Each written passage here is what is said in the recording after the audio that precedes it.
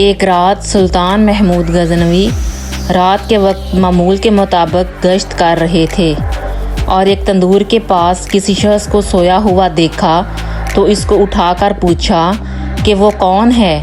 اس شخص نے بتایا کہ وہ غریب مزدور ہے، دن بھر مزدوری کرتا ہے اور رات کو اس تندور کے پاس ہی سو جاتا ہے۔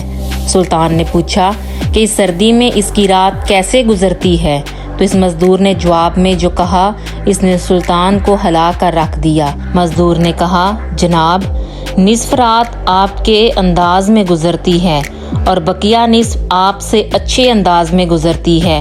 سلطان نے بڑی حیرت سے پوچھا کہ یہ کیسے؟